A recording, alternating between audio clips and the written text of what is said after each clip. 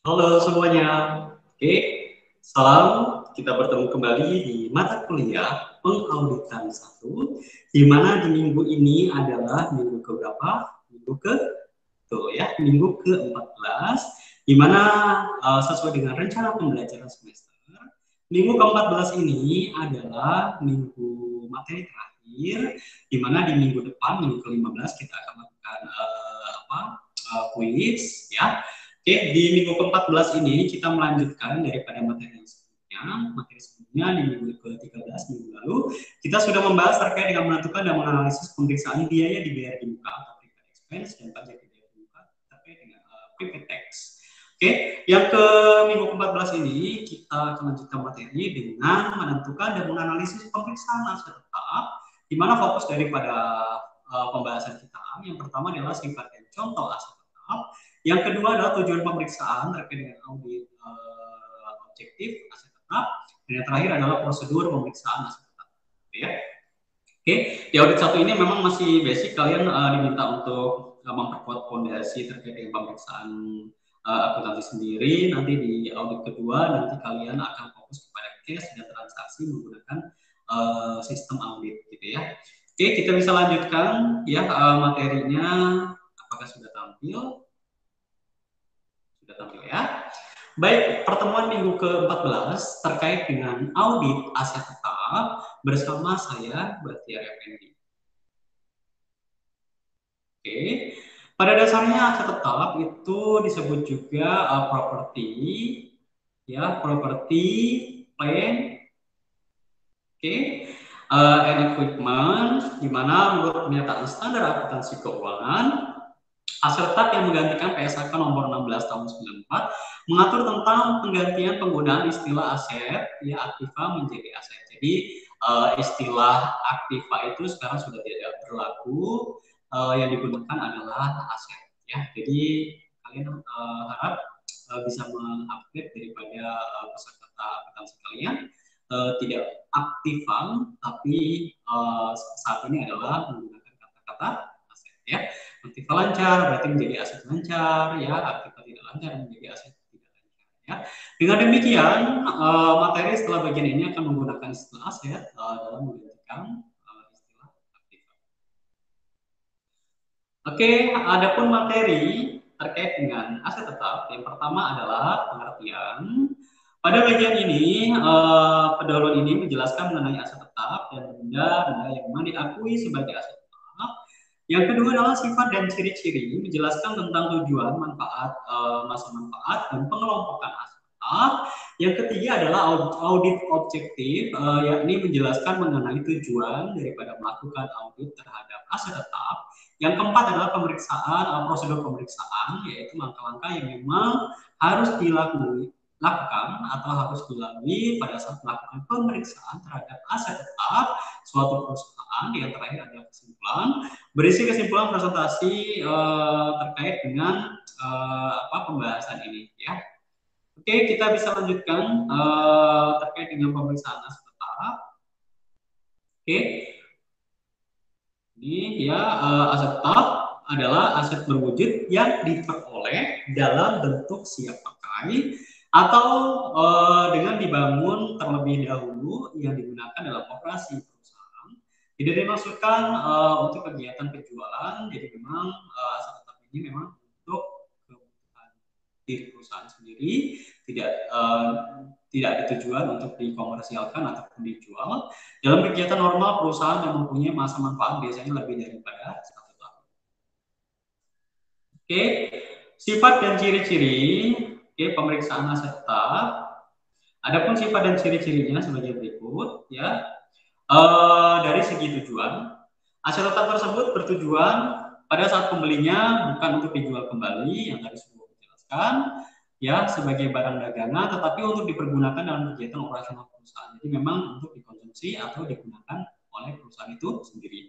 Adapun masa manfaatnya, masa manfaat itu untuk aset tetap itu adalah lebih dari 1 tahun. Terkait dengan material, jumlah dari aset tetap cukup dikatakan material karena memang nilainya cukup besar. Ya. Oke, selanjutnya penjelasan sifat aset tetap. Ya. Pada dasarnya sifat ini dimiliki aset tetap sebagai pembeda antara aset tetap dengan persediaan barang dagangan. Jadi pada dasarnya kalau seandainya persediaan barang dagangan itu kan memang diperuntukkan untuk dijual kembali. Tapi kalau aset tetap itu memang untuk digunakan sendiri. Adapun masa manfaat, sifat ini merupakan salah satu alasan mengapa aset tetap harus disusutkan. Biaya penyusutan merupakan alokasi dari biaya penggunaan aset tetap selama masa manfaatnya secara sistematis dan teratur. Sementara dari sifat materialitas, sifat ini merupakan salah satu alasan mengapa setiap perusahaan harus mempunyai kebijakan kapitalisasi yang membedakan antara capital expenditure dan revenue expenditure. Ya. Oke, berikutnya capital and revenue expenditure, apa itu? Ya, capital expenditure merupakan suatu pengeluaran modal yang jumlahnya material dan mempunyai manfaat lebih dari 1 tahun. Contohnya adalah terkait dengan biaya yang dikeluarkan dalam pembelian aset tetap, biaya yang dikeluarkan dalam pembelian salah satu atau lebih komponen aset tetap, dan biaya penggantian komponen-komponen aset yang perlu itu masuknya ke capital expenditure. Sementara untuk revenue expenditure adalah suatu pengeluaran yang jumlahnya tidak material, walaupun masa manfaatnya mungkin lebih dari 1 tahun. Contohnya seperti pengeluaran pemeliharaan mesin, pembersihan mesin, ya terkait dengan maintenance mesin, dan melunasi ya mesin agar bisa beroperasi, melumasi mesin ya lebih kepada maintenance, bagaimana mesin tersebut bisa dipelihara agar operasional perusahaan tidak terkendala.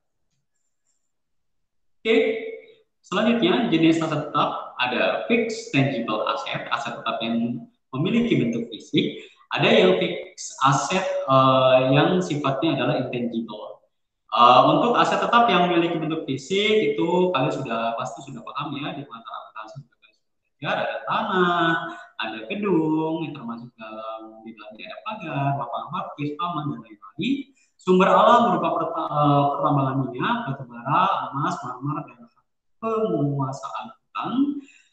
Itu yang termasuk fixed tangible asset. Sementara untuk yang fixed intangible asset adalah yang termasuk dalam kategori aset yang tidak memiliki bentuk fisik seperti hak paten, hak cipta, franchise, goodwill, dan operating expense.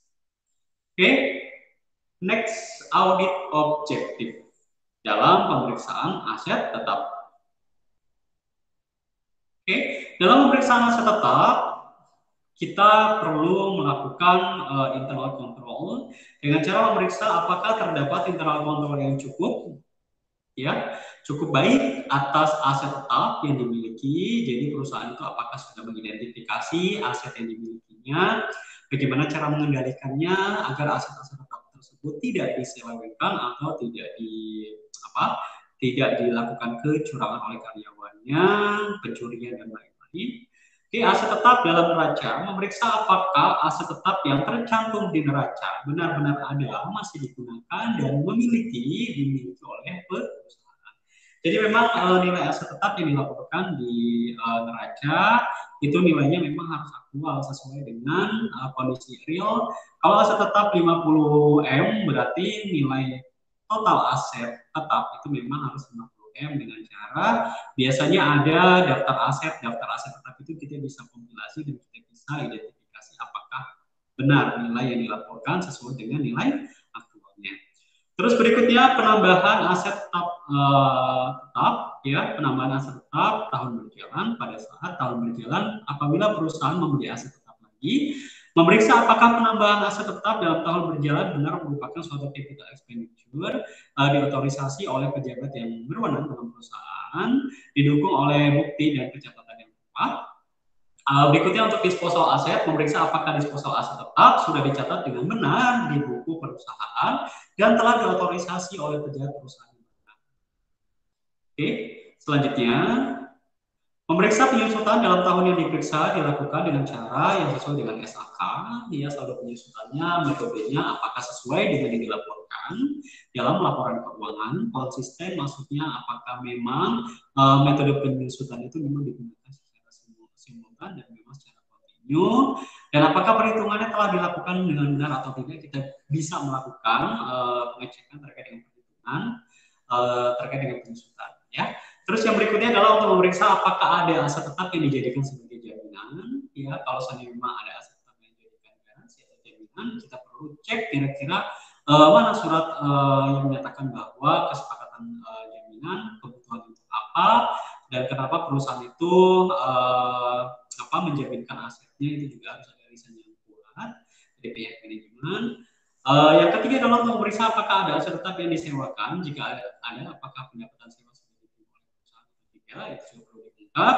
Untuk memeriksa apakah ada aset tetap yang mengalami penurunan nilai, ya, kalau seandainya ada itu harus dilaporkan. Untuk memeriksa apakah penyajian aset tetap dalam laporan keuangan sesuai dengan prinsip akuntansi yang berlaku umum atau tidak. Oke, next.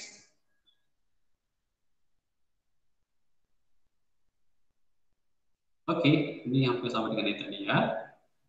Kita bisa lanjutkan masuk ke prosedur terkait dengan audit aset tetap. Prosedurnya ada 12 prosedur. Yang pertama adalah terkait dengan internal control. Kita ngecek ya internal controlnya baik atau tidak. Selanjutnya mencocokkan data ya terkait dengan footing dan cross footingnya. Schedule terkait dengan saldo awal, penambahan serta pengurangan dan saldo akhir baik untuk harga perolehan maupun akumulasi penyusutan atas aset tetap. Periksa kondisi fisik aset tetap, periksa apakah memang aset tetap yang dimiliki oleh perusahaan tersebut memang kondisinya masih baik. Dan memang ada nomor kode dari aset tetap, biasanya ada nomor LIA, ya, label identitas aset. Itu biasanya di perusahaan mencantumkan nomor seri daripada aset tersebut. Oke, prosedur berikutnya adalah terkait dengan periksa bukti kepemilikan, apakah memang aset tersebut dimiliki dan atas nama perusahaan, bukan atas nama perorangan. Terus berikutnya kapitalisasi dan depresiasi kebijakannya seperti apa. Kalau seandainya ada, itu harus diungkap dan harus dijelaskan. Analisis terkait dengan repair dan maintenance, apakah memang repair dan maintenance itu memang sudah dilakukan ya, masuk ke capital expenditure, tapi dicatat sebagai revenue expenditure, apakah memang terjadi atau tidak di perusahaan. Berikutnya adalah pemeriksaan aset asuransi aset tetap, melakukan pemeriksaan apakah aset tetap sudah diasuransikan dengan nilai pertamuan yang cukup. Oke, berikutnya prosedurnya adalah tes terkait dengan perhitungan penyusutan. Apakah penyusutan perusahaan, penyusutan terkait dengan aset tetap perusahaan itu memang sudah dilakukan, sudah dihitung dengan benar. Aset tetap sebagai jaminan, kalau seandainya ada, yang berarti bukti pendukung aset tetap tersebut dijadikan jaminan. Alasannya kenapa dilakukan penjaminan aset itu juga harus dijelaskan. Komitmen, periksa apakah ada komitmen yang dibuat oleh perusahaan untuk membeli atau menjual aset tetap, apakah memang ada standarnya, kira-kira memang perusahaan itu harus membeli aset tetap atau tidak, atau memang harus melepas daripada aset tetap dengan cara menukar dan lain-lain, itu juga memang harus ada standar dan prosedur yang jelas.